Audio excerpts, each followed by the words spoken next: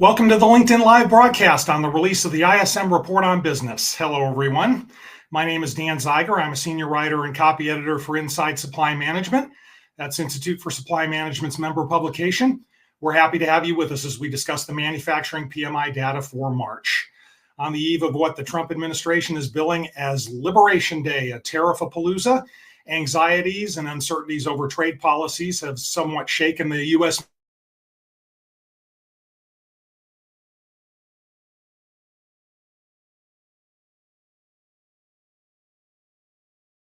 manufacturing sector. Its recent momentum stalled in March, and I was kind of hard-pressed to find any trend in the March data that I could label a real positive. Luckily for us, I know just who to ask about that, and he's been doing this for a lot longer than me, and he'll set me straight if need be. He's Timothy R. Fiore. He's the chair of the ISM Manufacturing Business Survey Committee. And Tim, I know you've already pointed out today there were some panelist comments that we're revealing, and we'll get to that, I'm sure. But just what stood out most to you about the March numbers? Well, it's a lot like what we saw in February, very similar, high prices index, reduced demand, higher than normal input numbers. But, I think the big revelation here with this report is the fact that production now is coming down, which means our billings are now reduced. I mean, it's not really strong yet, 48 and some change. That's not too bad, but the trend is not good.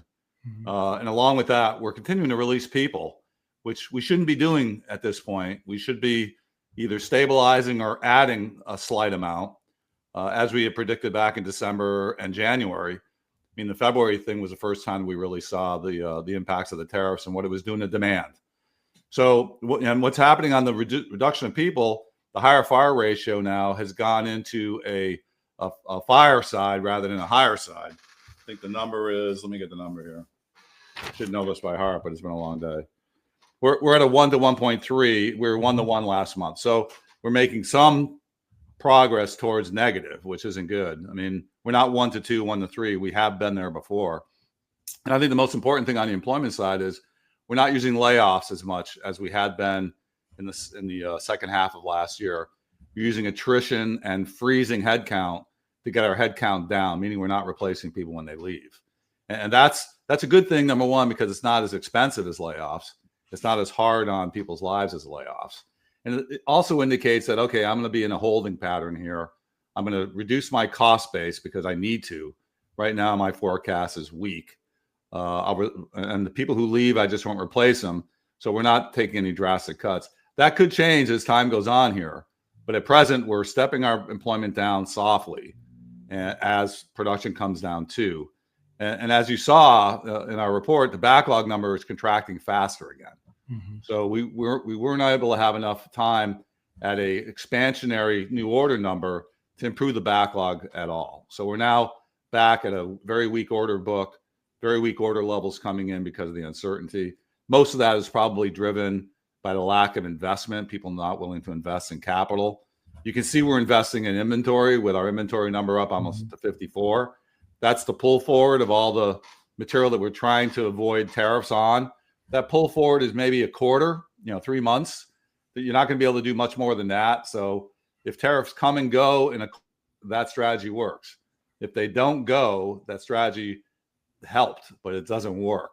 And I think the big difference from last month is that it's now very clear that these are not short-term, temporary, bluffing kind of moves, or I'm going to put them in place for a week and then I'll lift them. This really now appears to be a clear economic strategy that is probably going to be with us through all of 2025.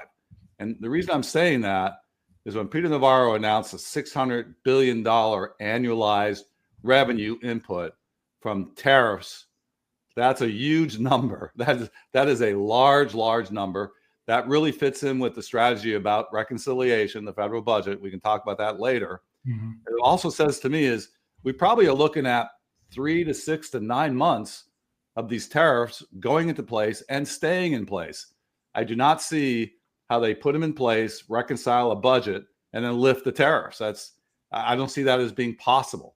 So they're going to have to leave these tariffs in place for some period of time after they do the money game on the reconciliation budget. So yeah, it's not a good report, not a really bad report. Remember, 49, that's not a bad number. Mhm. If you normalize for the acceleration of early deliveries, meaning drop the inventory number down to last month's 49, which is still pretty high, you're coming in at a 48.3.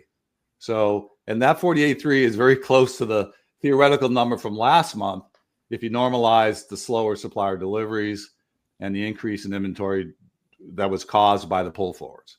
So Yeah. we're sitting here in an economy of about 48.3. We're kind of back to where we were last summer. One of the things I've been pointing out all morning is that this is now the fifth report since the new administration was elected, and we have returned back to where we were just before the election. That's kind of where we're at there. Yeah. We've seen in the past, and you have experienced this in real time. In fact, I think while we were doing this broadcast a month ago, this dynamic happened. News broke, and the tariffs that were on one day were off the next. And, I had a question for you, how challenging is that in that environment when you do have false alarms like this, but you seem to be of the sentiment that we're going to get some clarity. The manufacturing community is going to get some clarity with whatever happens tomorrow. And then this is the way it's going to be. There aren't going to be any on again, off again, for at least the near term. Well, I think we've answered the question about what is the purpose of the tariffs. Yeah. And there's a number of answers on this. Bring American jobs back. Okay, that's a good answer. Fix the balance of trade issues. Okay, that's an answer. But it's really now about making the reconciliation budget work, which we've always talked about. That was one of the potential efforts that they were trying to do with the tariffs. That goes back to kind of like the bluffing stuff. But this is deeper than that. So Trump has been very clear. This is his economic strategy. He's clearly a believer in this. He's already signaled to the American public that there's going to be some pain with this. Pain with this is long term. It took us 25 years to take products that were manufactured in the U.S. and have them made in a lower cost country to keep the cost of living down in the United States. To bring all that back to the U.S. is many, many, many years. Let's talk about more the more signal issues like semiconductors and cars. That's a 3-year effort. So where are you going? You're going to struggle through 3 years of price increase to bring jobs back at a higher cost of living. I think the thing that people aren't really talking about is if you want to bring jobs back to the U.S. in the 70s, we were 22% of U.S. output. Right now, we're sitting at, let's call it 10%. So we've lost half of our position in 50 years. Okay, that was planned. We did leave some people behind, no doubt about that. But at the end of the day, if you have 25% tariffs on everything you purchase and import into the U.S., and it will drive the price of competitive goods in the United States up because they will try to maintain that gap between their products and our products. You're not going to see U.S. manufacturers sell their products at a 25 or 30% cheaper cost than what's coming in from overseas. So they're going to raise their prices. And they may not raise them 25%, they may raise it 15%, but they're going to raise their prices. So at the end of the day, when all of this is deployed and we have all this work back in the U.S. and we have all these higher paying jobs that we exported years ago, we're looking at about a 25% cost of living increase. Now, are we prepared for that? Because now you're talking about inflation. Because if I was working and all of a sudden everything over a 2-year period was costing me 20, 25% more than what it used to, I'm going to be insisting on a pay increase. And a pay increase is really what the Federal Reserve is worried about. They're worried about employee cost per hour increasing to keep up with being able to live at the same level of quality that you live at today. And that means wage inflation that will self-generate. And that's the real issue. None of that's going to really be clear for a while. But I think, the clarity we're going to have is Mexico and Canada going to have tariffs? Are they going to have tariffs on USMCA product?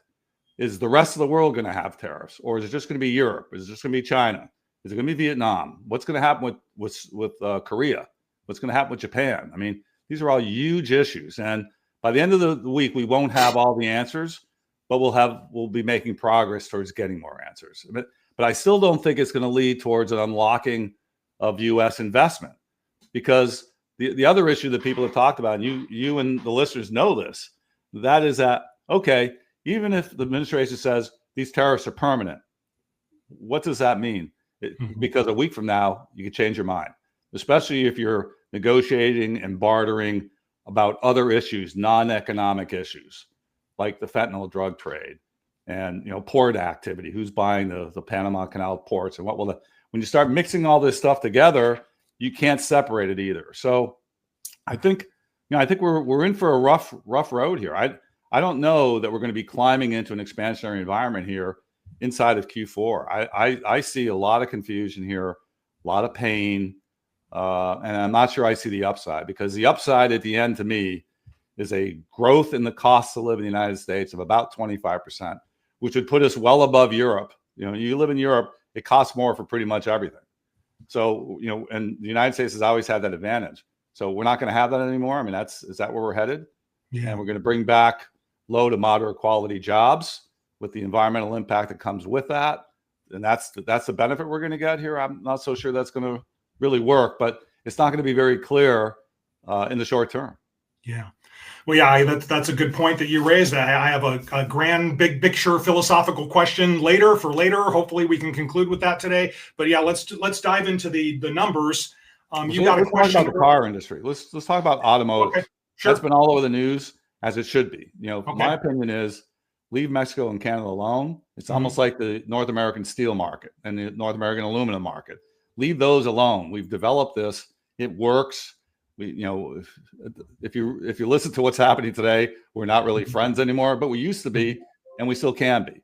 So, but we had trouble in the automotive sector for 2 years here because the price of a new car is too high. It's something like, I don't know, what was the number? 20% higher than where it was pre-pandemic. And the cost to finance that car is 2 to 3 times what it used to be. So we were having trouble with the economy because the automotive industry, OEM side, wasn't really working. And now we're going to put a huge price increase on everything. That's only going to hurt automotive even more. And that is not a good thing. And then, think about the aerospace side and counter tariffs that could occur against Boeing. You're going to tariff an aircraft at $120 million. Whoa, that's a huge amount of money.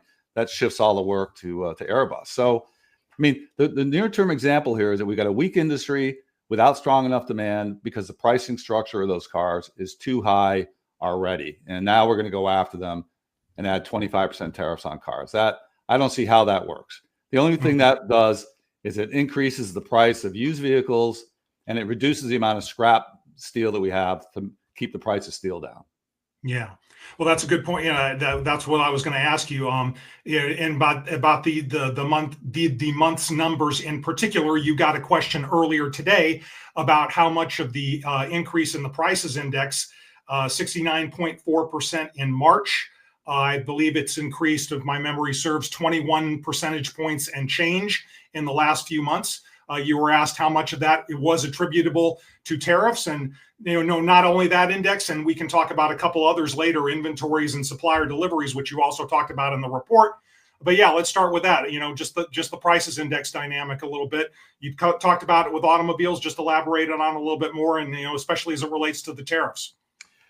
Yeah. So the only reason I can see for any of those price increases happening in the February-March timeframe is tariffs. And at that point in February, it was clearly the declaration that we're going to have tariffs on steel and aluminum, which drove the price of spot steel, and aluminum up 25%. And it did that since the end of January. Here we are, beginning of April. We got $950 a short ton of steel. It was $700 back in December or November. So that's going to filter into everything.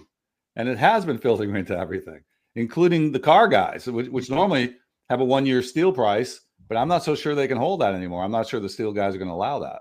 And because what happened with commodities, as we said last month, is the minute you announce you're going to put tariffs in place, the commodity price rises to that, whether there's a tariff or not. So that's exactly what happens on commodities. And then, what you're going to have on the non-commodities, you're going to have certain competitors disadvantaged, which is going to cause the non-disadvantaged competitors to increase their price because they're not going, like I said, they're not going to keep that 25% gap. They're going to try to raise their price too to capture more profit. And that's probably where we're headed, but it does not mean lower prices for the American consumer. And that I think is the issue we've been fighting with for a couple of years. And I don't see this fixing that. The argument about tariffs are really tax reductions, that's a little bit too convoluted for me. It's too indirect for the American public to really understand. And in the macro world over a period of time, I guess I get it. But let's face it, without the tax cuts on Social Security, the tax cuts on overtime, and I think there was another one that they wanted to do, on tips. What they're really doing is they're just keeping the current tax cuts in place.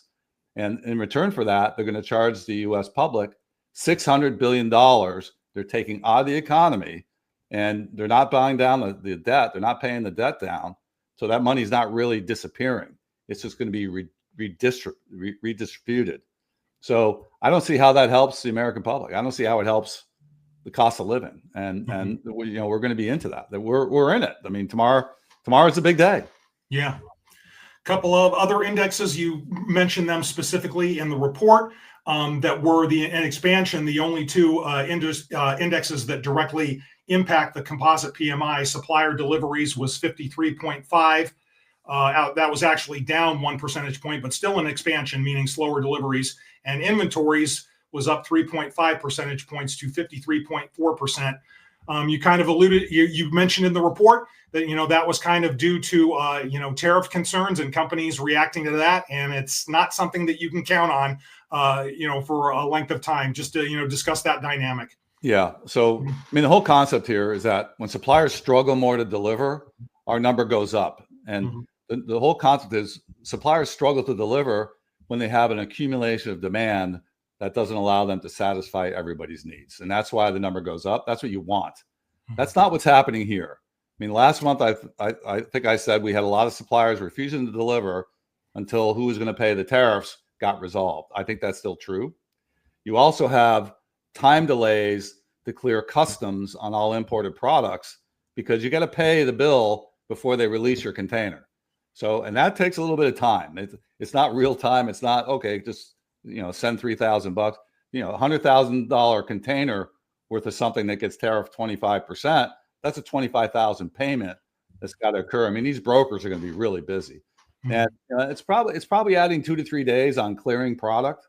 Now, I'm just generalizing here, but the point is it doesn't flow as easily as it used to flow when there's money involved. So this is, I think, it was what's happening with the supplier delivery number. 53.5, I'm okay with that. It's not over 55, which would have been very alarming because it has nothing to do with supplier capacity. But so, okay, we'll call 53.5 fine. It's not quite a normal thing, I think, with supply and demand, but okay, fine. 51, 53, it's okay. The real one this month is the inventory number. With all the pull forwards, we see it. We almost hit 54. I don't know that I've ever seen a number at 54. Now, the concept around the manufacturing inventory number is the more inventory you have, the more you're preparing for future output. And that's why the higher the number, the better. But that's not what's happening here. We're adding more inventory because we're trying to avoid a price increase, this month or next month. And the point with it is, I don't care how good you are, you probably can't add more than a quarter's worth of inventory, which is probably what we got maybe. So you're trying to really hedge yourself against tariffs showing up in the quarter and then disappearing in the quarter. And then you'll slide through this thing without paying any tariffs. Well, I think it's become very clear that that's not what's going to happen here. These tariffs are going to go into place and they're going to stay in place for an extended period of time. And an extended period of time to me could be through the end of the year, because it's very clear, I think, that this is now tied up in the Washington fiscal bureaucratic resolution of, the filibuster, the reconciliation. That really feels like where we are. When the administration came out and said $600 billion of revenue, that's the first time I think I've heard a number for the External Revenue Service. And that is a huge number. That is very big. As we mentioned last month, this whole thing around reconciliation, they're going to need to score it. And then if we're lucky, they'll eliminate the tariffs after they've scored it and got the bill through. I don't think they can do that in a month or two. I think you're talking 3 or 6 months after reconciliation before they can start adjusting tariffs and mess up the budget reconciliation calculation. And I think Speaker Johnson has said he can't get the reconciliation done before Easter. So that to me says probably June 1st before we even have a bill that's decided on. And like I said, you're not going to lift tariffs before that's done. So we're in for a tough year. I think the year has gone from a profit-focused year, especially when Trump got elected. There was a lot of optimism. Our sentiment was very positive. Let me throw out some numbers here. The sentiment back in November was 1.5 to 1, and January is 2 to 1. So for every 3 people, we had 2 of them who were very positive about near-term, moderate-term future. We're now back to 1 to 2. So the sentiment is reversed. So of every 3 people giving me comments, 2 of them are negative about the future. So and I think they're probably right. We're probably looking at a very difficult, liquidity-focused, non-capital investment year as we migrate our way through. The last thing I want to say here about tariffs is that the problem with them is they come and they go without a true strategy of why they're there. A broad strategy of we want to bring jobs back to the U.S. We already talked about that. Okay, that's fine. But I mean, so I'm a CEO. I want to make an investment, expand my capacity. Where am I going to do that? Well, the tariffs are really supporting that I should invest in the U.S. Well, the next question you ask is, all right, I'm going to be paying a penalty to produce that product in the U.S. Whatever it is, 10, 20, 30%, whatever it is. And then the third question you ask is this permanent? And everybody around the table is going to say no. I mean, the Trump administration could change their mind tomorrow. So do you go ahead and make that investment? I don't think you do. I think you wait, and you wait. That's really what we're kind of looking at here. You want to get through this tariff thing until the market meaning business community, is convinced that these things are either permanent, or some of them are, some of them aren't, or they're not. And it's going to be some huge mix of all of that. So 2025 is going to be a groping year. I guess that's probably my best definition. Manufacturers are going to try to find their way. They're going to try to meet their revenue plan as best they can. And secondarily, they're going to try to make money, hopefully not lose money. They're concerned now about liquidity, not so much about profit, which means they're not going to invest. And I think that's going to take a significant amount of potential out of the 2025 economic year. Yeah. You had mentioned some comments in some of the earlier interviews that you did about, what the comments that we get from the survey committee, and one in particular that stood out to me that was published, and it was from a respondent in manufacturing, and this respondent said the business conditions are deteriorating at a fast pace. Tariffs and economic uncertainty are making the current business environment challenging. That one stood out to me as a published one. You discussed some others that you received in some earlier interviews. Yeah, I mean, just discuss the sentiment. I know you've kind of talked about it throughout this interview, but as someone who's been on those front lines and knows what these people are going through, just talk about what those workers and what those practitioners and supply managers and executives are trying to deal with right now. Yeah. So which industry sector was that? That was machinery. Machinery, yeah. Big capital intensive area. Yeah. Big user of steel and aluminum. Big sector. I think they have a price index themselves of 73 or 74. Same thing with fabricated metal products, huge user of aluminum and steel. I think there's probably high 70s. So, I mean, it's just a bunch of uncertainty. I mean, you've seen the information about Deere, John Deere. They were putting a factory up in Mexico. I mean, Deere is a U.S. company. They got a European manufacturing capability too. But, they're huge Midwest. They're as American gets. And in order to compete in the markets, and they have a global product, they're trying to develop a lower cost manufacturing source in Mexico. So now they're being bullied or convinced to not put that factory in. What does that mean for Deere long-term globally? Not good. When you start isolating yourself from the world economy, you get passed up. I mean, I think I used the example. I might have used the example already here this morning with Brazil and with Japan, and to some extent India. Have I used that example yet? Not in this call, but maybe in an earlier interview. Yeah. Okay. Both of those economies, and to a large extent India, have been protected economies for as long as I've been in business. Japanese would not let American products in. They kept us out. They kept us out with not only tariffs, but you're not welcome here to make anything or own any of our companies. And look what's happened to them for 25 years. They've been stuck. I mean, great economy, great product, great country, but economically, they haven't even been a player. And then look at Brazil with 180 million people, 200 million people, something like that. They are not an exporter outside of ag products. And that is because they have huge trade barriers about importing product in. They have the highest steel costs in the world because they have a couple of steel plants there that they want to keep running. Mm-hmm. And doesn't this look a lot up like where we're headed? Mm-hmm. You know, we're going to keep other people's products out of our market. So we're going to have our own market. We are the biggest market, but we lose the innovation, lose the ability to compete with other global players. And I mean, Brazil and Japan, is that what we want to be like? I don't think so. I mean, we are, you know, number one, number two in terms of Anglo business, capitalism, either us or the UK. Pick it. I mean, I think we're a little bit better because we have a more flexible workforce. So we're going to start giving some of that up. I know, but it's not even worth me talking about because it is what it is. It's coming. It's very clear now that this is at least a moderate term play. It's not a short term play. A month ago, we still thought there was some bluffing involved. I don't think there's any bluffing here. I think as the market reacted to what we did in January, February 1st, and then March 1st, you know, we saw the market turn on the impacts of tariffs, and we saw the administration back off a little bit. I think they've decided to suck it up. They're going to run through this thing. They've already told the American public there's going to be some pain that you're going to have to take. So they're going to run this. And when you saw a number like that come out over the weekend about what we're actually after, it becomes clear that that is the strategy here. It's the strategy to reconcile the budget. And we're going to use the U.S. consumer as a ways to get there in large part. Yeah. Unfortunately, it's one of those months where I feel we could easily go another half hour, no problem. You know, we're coming up on time here, so I'll give you an opportunity, as I always do. I mean, you touched on employment a little bit, but you know that seemed to be a significant number this month, 44.7%. But yeah, either that or anything else that we haven't discussed to this point that you think might be important to include in this month's report. Yeah, I think a couple of months ago, I declared that we were in the beginnings of a grow out period. I can't say that anymore. I mean, and I did that on the basis of, based on what I'm seeing, that it looks like demand's coming back. I mean, we're confident.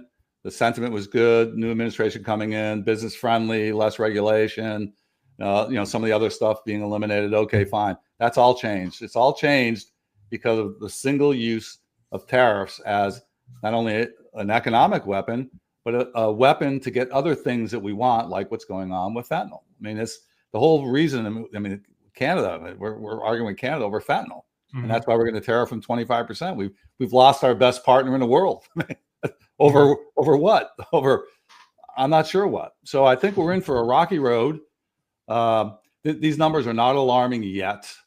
I think there's a possibility of a hard landing at some point towards the tail end of the year. I think this puts a lot of pressure on the Federal Reserve, but not yet. I mean, they're going to sit and they're going to wait, and they're probably going to wait for the weight of these tariffs to cause a real decline in demand and a real decline in output, and then they're going to have to step in and probably cut rates to keep us from going into an R word kind of environment. And we'll see. That'll probably be the second half sometime. Yeah. Well, we're all waiting with bated breath for what the administration will have for us tomorrow. So that will be interesting. And I'm sure that there will be a lot of fallout that we'll discuss in the report on business for April when that comes out. So thanks for joining us today. And for more information, feel free to go to ismworld.org, where you can read our roundup article that details a lot of what Tim and I have discussed here. And if you want to be a part of the ISM manufacturing services or hospital business survey panels that help compile data for the report on business, you can visit ismworld.org/join the panel for more information. Join us on Thursday when Steve Miller, I know he and I will have a lot to talk about, I'm sure, when we break down the services PMI data. Steve Miller is the chair of ISM Services Business Survey Committee. And as I said, we'll see you back here in a month's time with Tim when we break down the April ISM report on business. So for Tim Fiore and the people who helped us behind the scenes, Christina Cahill and Jennifer Stevens, I'm Dan Zeiger, and we'll see you next time.